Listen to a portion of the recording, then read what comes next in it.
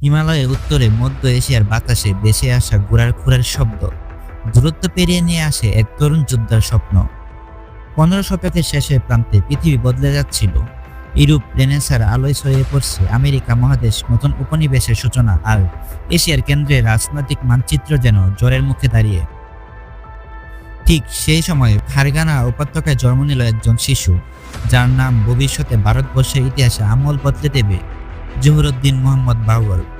তিনি তিমুর ও চেঙ্গিস খানের রক্তের উত্তরাধিকারী। রক্তে মিশে আছে তৃণভূমির যাযাবর সাহস এবং সম্রাটদের শাসন কৌশল। তবে বাবরের জীবনের প্রথম অধ্যায় মোটেও সহজ ছিল না। নিজের রাজ্য রক্ষা করে যখন চ্যালেঞ্জ, তখন ভারতবর্ষে সমৃদ্ধ ভূমির স্বপ্ন দেখা অনেকের কাছে পাগলামি মনে হতে পারে, কিন্তু বাবরের চোখে ভারত কেবল একটি দেশ ছিল না, এটি ছিল এক অপরিসীম সম্পদ, উর্বর জমি, সমৃদ্ধ সভ্যতার আর কৌশলগত শক্তির প্রতীক। বাবরের আগে অনেক মধ্য এশীয় শাসক ভারতের দিকে দৃষ্টি দিয়েছিল। গজনীর মাহমুদ, ঘুরিদের মোহাম্মদ ঘুরি প্রতিটি অভিযানে ভারতবর্ষের রাজধানী কেঁপে উঠেছে, কিন্তু 16 শতকের শুরুতে দিল্লি সালতানাত দুর্বল হয়ে পড়েছিল। ইব্রাহিম লোদির শাসন ছিল অনিশ্চিত, অভ্যন্তরীণ দ্বন্দ্বে ভরপুর। ঠিক তখনই বাবরের দৃষ্টি পড়ল এই উপমহাদেশের দিকে, এবং শুরু হলো এক নতুন অধ্যায় যা চিরদিনের জন্য ইতিহাসে খোদাই হয়ে থাকবে।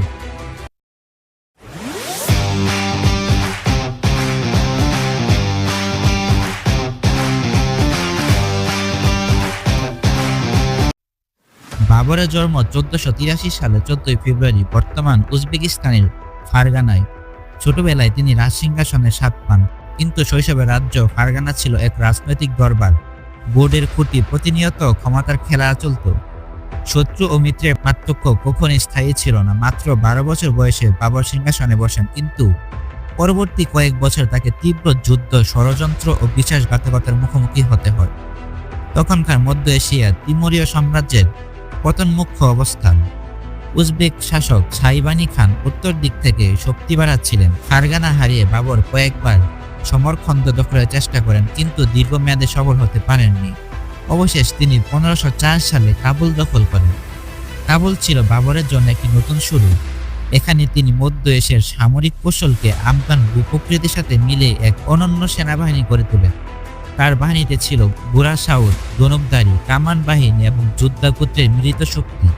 বাবর ধীরে ধীরে বুঝতে পারছিলেন ভারতের সম্পদ ও রাজনৈতিক বিভাজনই তার সাম্রাজ্য বিস্তারের চাবিকাঠি। 1519 সালে প্রথমবার ভারতের সীমান্তে অভিযান নামেন বাবর। প্রতিদিন তার দৃষ্টি পড়েছে পাঞ্জাব অঞ্চলের দিকে। এখানে লোদিদের দুর্বল শাসন ও আঞ্চলিক রাজাদের অসন্তুষ্টি ছিল স্পষ্ট।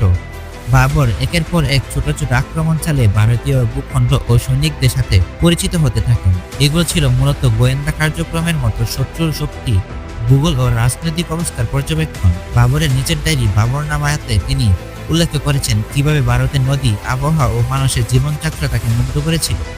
তিনি জানান, দিল্লি দখল মানে কেবল একটি শহর নয়, পুরো উপমহাদেশের দ্বার প্রান্ত খুলে যাওয়া। 1525 সালের শেষের দিকে বাবর পূর্ণ শক্তি নিয়ে ভারতের দিকে রওনা হন। তার বাহিনীতে ছিল প্রায় 12,000 সৈন্য, কিন্তু কৌশলে সুসজ্জিত ছিল এই বাহিনী। অন্যদিকে ইব্রাহিম লোদি প্রায় 1 লক্ষ সৈন্য ও 1000 যুদ্ধ হাতি নিয়ে লড়াইয়ের প্রস্তুতি নিচ্ছিলেন। সংখ্যায় লোদি বাহিনী বিপুল, কিন্তু শৃঙ্খলা ও কৌশলের দিক থেকে ছিল দুর্বল। বাবর জানতেন সরাসরি সংঘর্ষ মানে আত্মহত্যা, তাই তিনি ব্যবহার করলেন তুলকমা কৌশল এবং কামানের শক্তি। তার সেনারা ছোট ছোট ইউনিটে ভাগ হয়ে শত্রুকে ঘিরে ফেলতে থাকে। তার সামনে থেকে কামানের গর্জন হাতিদের আতঙ্কিত করে তোলে। 1526 সালে 21 এপ্রিল পানিপথের ময়দানে ইতিহাসের মোড় ঘুরে যায়। কামানের শব্দে হাতিরা পাগল হয়ে নিজেদের সৈন্যদেরকে চাপা দিতে শুরু করে।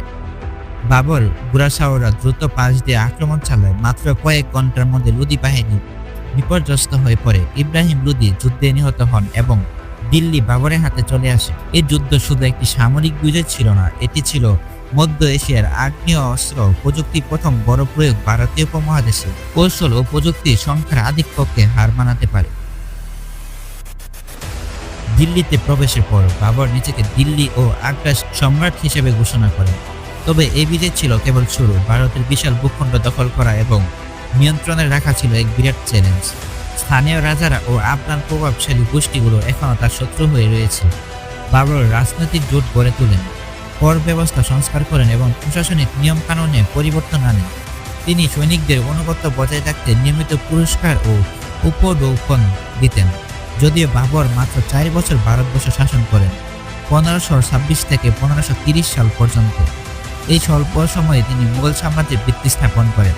তার মৃত্যুর পর পুত্র হুমায়ুন এই উত্তরাধিকার গ্রহণ করেন, যা পরবর্তী প্রজন্মে আকবর, জাহাঙ্গীর, শাহজাহান ও আওরঙ্গজেবের হাতে পূর্ণতা পায়। বাবরের ভারত জয় কেবল একজন সম্রাটের সাফল্যই ছিল না, এটি ছিল এক নতুন যুগের সূচনা, যেখানে মধ্য এশিয়ার সামরিক কৌশল, তুর্কি মঙ্গল সংস্কৃতি ও ভারতীয় সভ্যতার মিলন ঘটেছিল। বাবরের এই সাহসী পদক্ষেপ আগামী 330 বছরের জন্য মুঘল সম্রাটের ও ভারতবর্ষের স্বর্ণযুগ হয়ে থাকবে।